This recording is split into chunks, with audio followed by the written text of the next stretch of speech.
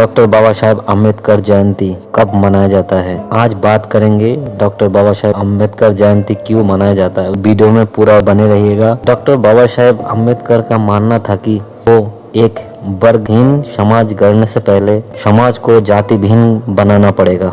आज महिलाओं को अधिकार दिलाने के लिए हमारे पास जो भी संविधान, सुरक्षा कवच, कानूनी प्रावधान और संस्थागत उपाय मौजूद है, इसका श्रेय जाता है वो है डॉक्टर भीमराव अंबेडकर जी। बाबा साहेब अम्बेडकर के बारे में भारतीय संविधान के रचयिता डॉक्टर भीमराव अंबेडकर का सपना था कि भारत जाति मुक्त हो, लोकतांत्रिक बना रहे। लोग अंबेडकर को एक दलित नेता के रूप में जानते हैं, जबकि उन्होंने बचपन से ही जाति प्रथा का खुलकर विरोध किया था। देश की गंदी राजनीति ने उन्हें सर्व समाज के नेता की बजाय दलित समाज के नेता के रूप में स्थापित कर दिया। डॉक्टर अंबेडकर जी का एक सपना भी था कि दलित धनवान बने, वो हमेशा नौकरी मांगने वाले ही ना बने रहे, नौकरी देने वाला भी बने। बाबा साहेब का मानना था कि वर्गहीन समाज गढ़ने से पहले समाज को जाति विहीन करना होगा। पूरा भारत में जब भी समाज व्यक्त जाति, वर्ग और असमानताओं और उसमें सुधार के मुद्दे पर चिंतन हो तो डॉक्टर अंबेडकर के विचारों और दृष्टिकोण शामिल किए बिना बात पूरी नहीं हो सकता। हर 14 अप्रैल को बाबा साहेब डॉक्टर भीमराव अंबेडकर की जयंती मनाई जाती है। बाबा साहेब की जयंती पर लोगों को संकल्प लेना चाहिए कि हम सब सच्चे मन से उनके बताए मार्ग का अनुसरण करेंगे, उनके बनाए संविधान का पालन करेंगे। ऐसा कोई काम नहीं करेंगे जिससे देश की किसी भी कानून का उल्लंघन होता हो। बाबा साहेब हमेशा जाति प्रथा, उच्च नीच की बातों के विरोधी थे, इसीलिए उनकी जयंती पर उनको श्रद्धांजलि देने का सबसे अच्छा तरीका उनका सिद्धांतों को अपने जीवन में अपनाएं। Baba Saheb doctor B are Ambedkar का जन्म और शीर्ष की यात्रा। बाबा साहेब भीमराव अंबेडकर का जन्म 14 अप्रैल 1891 को मध्य प्रदेश की मऊ में एक गरीब परिवार में हुआ था। वो भीमराव रामजी, मालोजी, सकपाल और भीमाबाई की 14वीं संतान थे। उनका परिवार मराठी था जो महाराष्ट्र के रत्नागिरी जिले में स्थित था। उनके बचपन का नाम रामजी सकपाल था। वो हिंदू महार जाति के थे जो अछूत कहे जाते थे। उनकी जाति के साथ सामाजिक और आर्थिक रूप से भी गहरा भेदभाव किया जाता था।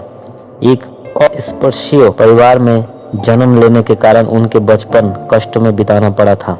पूरा भारत देश में देखा जाए तो अंबेडकर पहले अध्येता जिन्होंने महिला की स्थिति को समझने की कोशिश की। उनके संपूर्ण विचार मंथन के दृष्टिकोण में सबसे महत्वपूर्ण मंथन का हिस्सा महिला सशक्तिकरण था।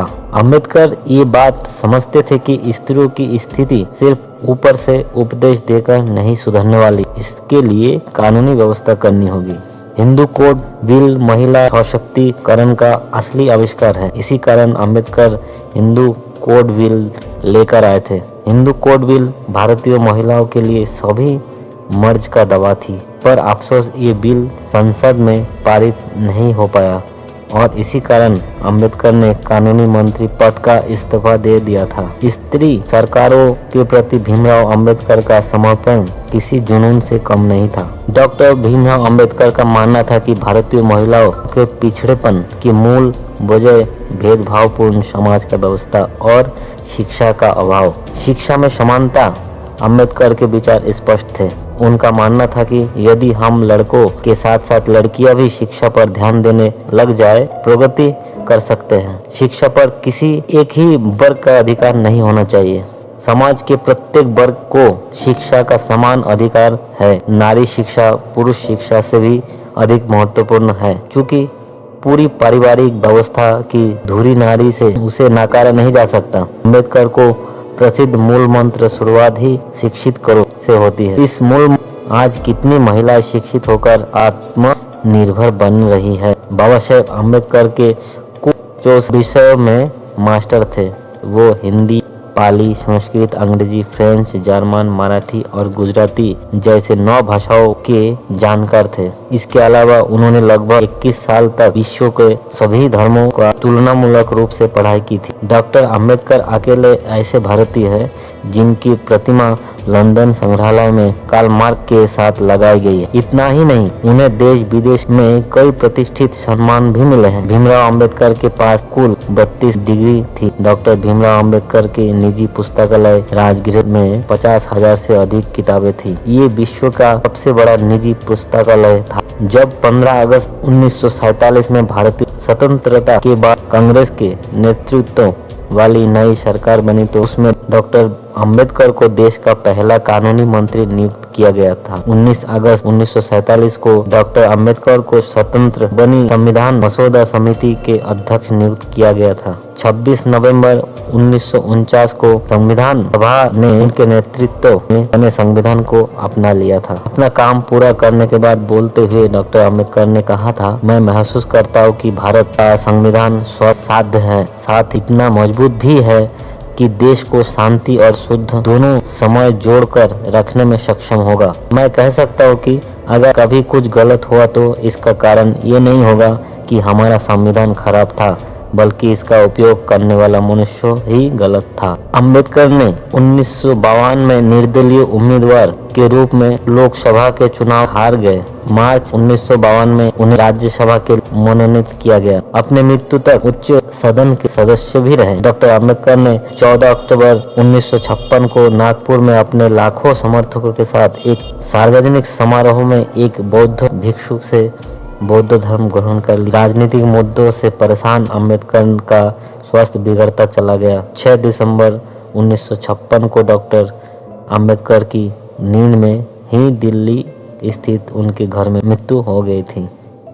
7 दिसंबर को मुंबई में चौपाटी समुद्र तट पर बौद्ध शैली में उनका अंतिम संस्कार किया गया, जिसमें उनके हजारों समर्थकों, कार्यकर्ताओं और प्रशंसकों ने भाग लिया था। 1990 में बाबा साहेब डॉक्टर अंबेडकर को भारत रत्न से सम्मानित किया गया। सरकार की उपेक्षा के चलते बाबा साहेब को भारत रत्न सम्मान बहुत देर से प्रदान किया गया, जिसके वो सबसे पहले हकदार थे। अंबेडकर के दिल्ली स्थित 26 अलीपुर रोड के घर में एक स्मारक स्थापित किया गया है, जहां वो सांसद के रूप में रहते थे। देश भर में अंबेडकर जयंती पर सार्वजनिक अवकाश रखा जाता है। अंबेडकर का एक चित्र भारतीय संसद भवन में लगाया गया है। हर वर्ष 14 अप्रैल व 6 दिसंबर को मुंबई स्थित उनके स्मारक पर हर साल काफी लोग उन्हें अपने श्रद्धांजलि अर्पित करने के लिए आते हैं। डॉक्टर बाबा साहेब अम्बेडकर जयंती के बारे में जानकारी आपको कैसे लगा कमेंट बॉक्स में जरूर बताइएगा, और वीडियो अच्छे लगे तो हमारे चैनल को लाइक, सब्सक्राइब और कमेंट जरूर करिएगा, शेयर करिएगा। तब तक के लिए आप लोग स्वस्थ रहिए, खुश रहिए। नमस्कार, जय हिंद, जय भारत।